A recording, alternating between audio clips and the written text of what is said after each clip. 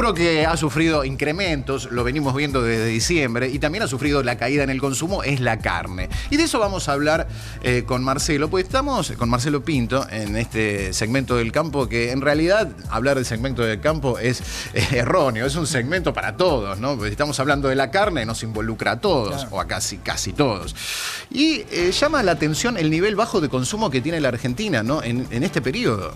Fíjate vos, Dani, que ayer estábamos hablando de una baja en el consumo de la carne de pollo. Había subido, como vos bien decías, desde diciembre a esta época el precio de la carne, entonces uno piensa, bueno, se come menos carne, el sustituto es el pollo, pero también había caído y se prevé que siga cayendo el consumo de pollo. Llama la atención la caída en el consumo de la carne. Las cifras son más que elocuentes. Fíjate vos que en el primer trimestre, 55,9 kilos por habitante, per cápita se dice también en estos casos. Una caída del 6% en comparación con el mismo periodo del primer trimestre, pero de 2015. Esta es la segunda cifra más baja en los últimos 10 años. Y uno se pregunta, bueno, ¿cuál es el motivo por el cual está cayendo el consumo? Porque no solamente cae el consumo, también cae la producción. Este es otro dato a tener en cuenta. Fíjate que la producción cayó a un ritmo similar, 5,5%. Estamos en los 2.900.000 animales que se faenaron. Acá hay una cuestión muy importante a tener en cuenta y de la que hemos hablado en este segmento con anterioridad. ¿Qué están haciendo los productores? Los productores están reteniendo las hembras, están cuidando a las madres, están cuidando la producción. Por eso es que se ha volcado menos carne al mercado interno. Ahora, en un contexto macroeconómico normal, si hay menos oferta y la demanda se mantiene igual, esto generaría una suba de precios. Claro, porque bueno, menos carne igual se sigue consumiendo de la misma manera. A veces no es tan lineal, ¿no? Porque también sube el precio, vendes menos. Pero sería la lógica, ¿no? Escasez del producto, precio más caro. Esto no está pasando. Fíjate vos que... ¿Y por qué? Debe ser por eso que la gente, si no, consume menos. El efecto inflación. Acá empieza a jugar el efecto inflación. Lo que decíamos ayer con los pollos está sucediendo también con la carne vacuna. ¿Qué es lo que explican desde la Cámara de la Industria y el Comercio de la Carne de la Argentina, que se llama CICRA? Bueno, explican que el consumidor está con precios nuevos, pero salarios viejos. Todavía no están cerradas muchas de las paritarias. Y la escalada inflacionaria ha sido tan fuerte desde diciembre hasta acá en cuanto a lo que se refiere a los precios y sobre todo de los alimentos, que justamente no se está llegando, todavía no se está nivelando y lo que está produciendo es que haya baja, entre otras cuestiones, en el consumo de la carne.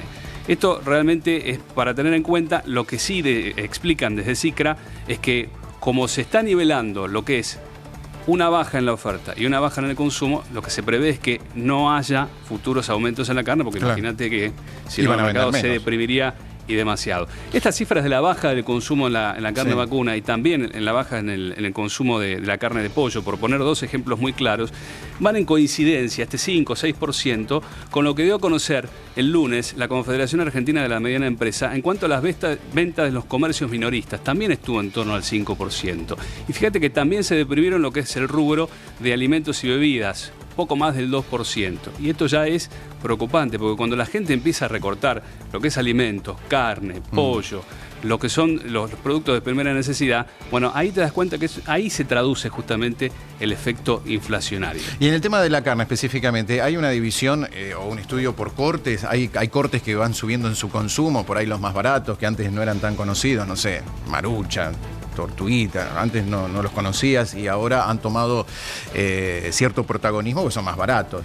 Bueno, esto siempre depende, Dani, del lugar a donde hagas el relevamiento. Porque, a ver, hay zonas de la ciudad de Buenos Aires y del Gran Buenos Aires donde a lo mejor el nivel de ingresos es un poco más bajo. Es decir, puede ser más bajo, más alto. Esto depende justamente del barrio, de la localidad donde vos hagas el relevamiento. Justamente donde el nivel de ingresos es un poco menor a la media, ahí empiezan a jugar y los carniceros venden y piden más los consumos más populares, los que son más baratos.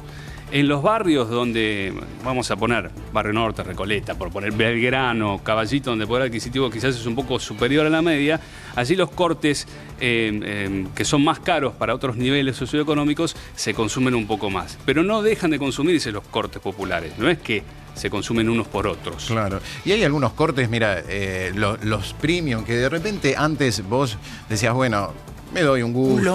Un lomito, un pelleto al horno. Por ahí lo pensás 2 veces porque está cerca de los 200 pesos el kilo. Realmente Claro, hay sí. una diferencia notable. Después lo demás, el asado se ha ubicado, se acomodó un poco, está más o menos pagable, pero esos cortes evidentemente lo pensás 2 veces porque el número impacta. Sí, Y sin de repente duda. si tenés una familia que necesitas, no sé, 2 kilos de pelleto, y son 400 pesos casi.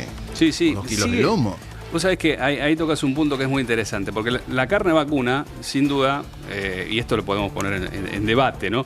Es realmente mucho más rendidora, por ejemplo, que el pollo, en cuanto al valor. A lo mejor uno paga Claro. más, pero rinde Sí. más en lo que se refiere al valor nutricional. Bueno, es la contraposición con el pescado que todo el mundo hace en cuanto al momento de consumir. Vos decís, 100 pesos el kilo de, no sé, de brótola, por ejemplo, que puedes conseguir, o de merluza, pero no te rinde lo mismo que 100 pesos un kilo de Claro, cualquier carne. claro. Y parece que como la carne la hace rendir más si querés o si necesitas. Sí, otro punto a tener en cuenta es cómo se comportó el valor del kilo vivo, lo que se llama la hacienda en pie.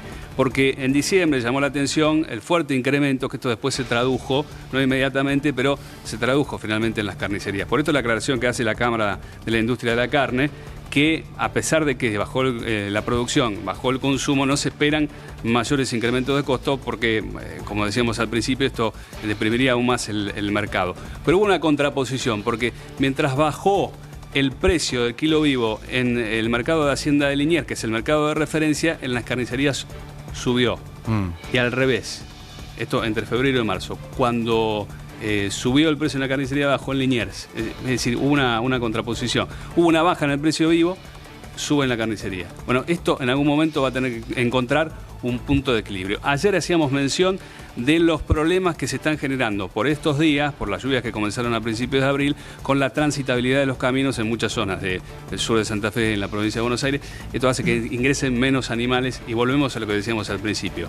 Menos oferta. Esto debería traducirse, y es lo que está pasando en Liniers, en una suba en el precio de la hacienda. Pero no necesariamente se va a traducir luego en una suba en los mostradores. Al menos Bueno.